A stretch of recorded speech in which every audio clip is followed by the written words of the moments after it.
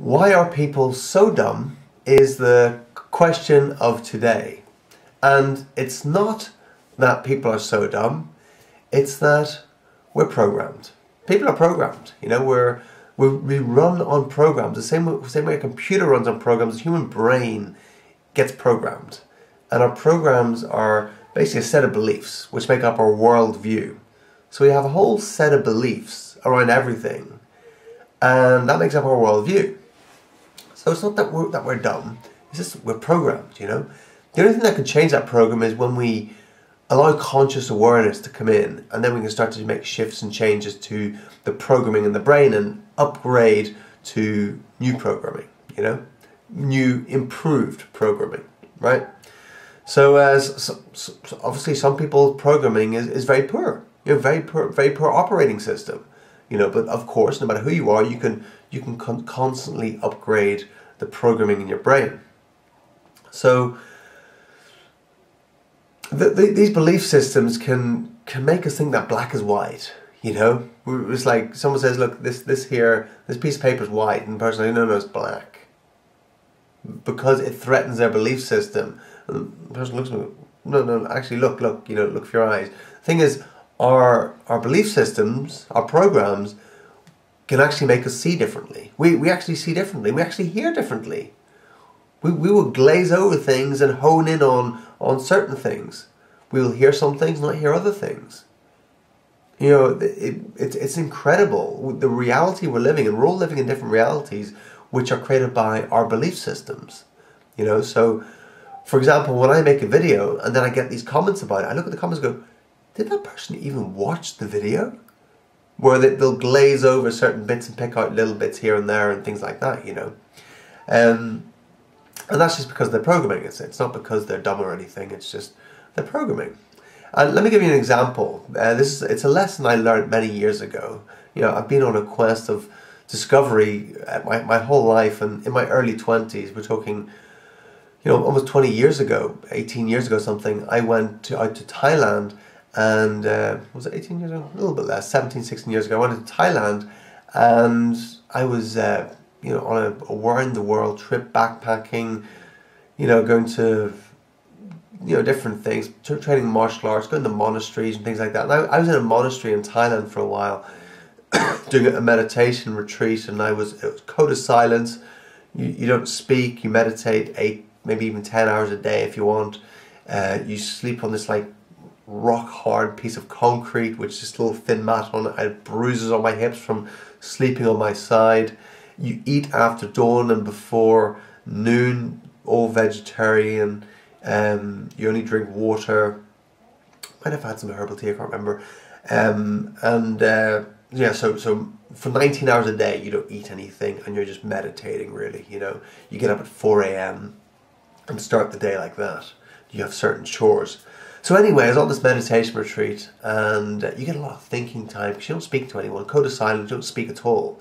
You know, so it opens up these spaces in your brain. It's quite amazing what happens when you do that. And anyway, so this couple arrived there late, and I straight away started putting judgments and labels on this couple.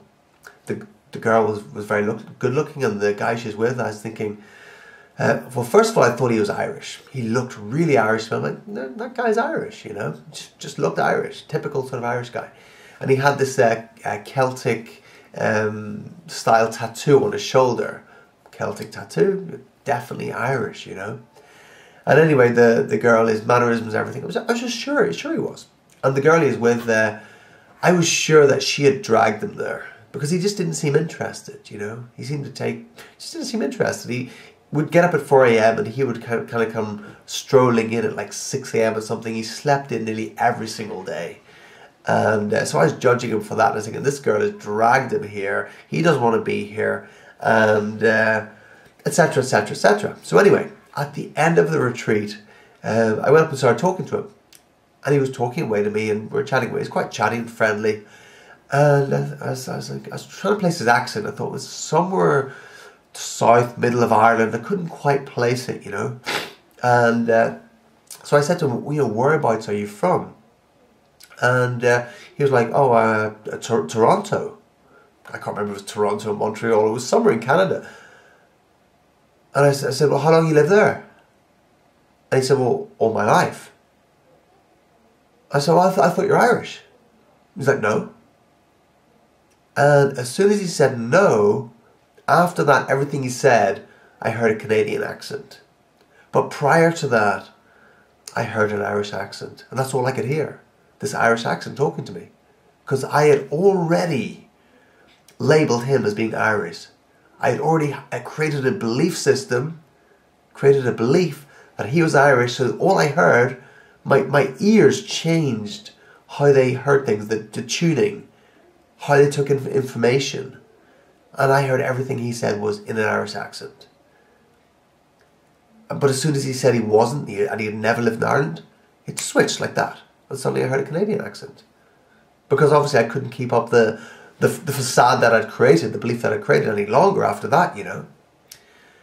And then I said to him, I said, so, you know, your girlfriend there dragged you here, right? And he's like, well, no, that's not my girlfriend, that's a friend of mine. She'd never been to Thailand, so I brought her here. I'm treating her. He had a bit of money and he's treating her. And I said, so she didn't drag you here? She says, no, I dragged her here. He said, I've done like 5 of these meditation retreats before. I love them. I just knew she had to experience it. But because he's done it so many times before, he didn't feel like he needed to stick to the rigid routine. You know, he's like kind of bringing her here. And I completely misjudged him, completely labelled him. And that was a lesson for me there and then. I was like, wow, this is how powerful the programming is in the brain. This is how powerful the belief systems that we create out of nothing, the assumptions that we make. And so it wasn't that I was so dumb, it was just that I had created these beliefs. And I was trying to make these beliefs true, but as soon as there was no way to get around these beliefs, then they just fell away, you know? So that, you know, that's what people do. People make up a belief system and then they'll defend that belief system. And they'll make any other belief system that's opposing it wrong, even if it's quite apparent, right? Until it gets to a stage where it just doesn't hold up anymore in any way. Then so either the person goes into complete denial or it falls down and they accept a new belief system. Either one that's more truthful or one that's at a higher level, right? So from that time on, I realized that I couldn't believe what I thought. I said, I got to stop believing my thoughts because my thoughts are screwing me up. My thoughts are creating a reality for me that isn't even real. So from then on, I started questioning my thoughts. And I started questioning everything I thought. Started questioning it. And that started to give me like a rapid change in my life. From questioning everything, questioning my thoughts, questioning my beliefs. I've got these beliefs. Where did that belief come from? A belief about a certain thing. Where did that come from? I might have got a belief when I was 8 years old about something. A teacher told me something, or a friend, or I saw something on TV, or whatever. And I created a belief system around that. But I question, I say, is that true? You know, how can I know that's true? Well, I can't. Okay, let it go. And then it starts breaking down the programming, you know. So, you know, if you want to be able to evolve and be able to, you know, come closer to the truth, or closer to truth, or closer to the light, or, you know, upgrade your belief systems, upgrade your programming, you got to start questioning everything. Every belief you've ever held as being true, you got to start questioning that. And not feel like you have to defend your belief systems. Don't feel like you have to defend them. A new belief system comes in, that's okay. It's okay to shake it up. It's okay to let old things go. It's okay to be wrong. You know, this is like a big thing that creates so much anger and frustration in people, is that they want to be right, you know. They want to be right, and because they want to be right, then they make anything that's opposing them wrong. And when they make anything that's opposing them wrong, then it can cause a friction, then it can cause an opposition, then it can cause a fight or whatever, you know. So, you know, don't be dumb. You're not dumb. It's just that you might have held on to something that you didn't need to hold on to. Yeah, it's just belief systems. BS, right? So let go of the BS and allow truth to come in. And you can do that by questioning. It comes down to questioning. Question everything.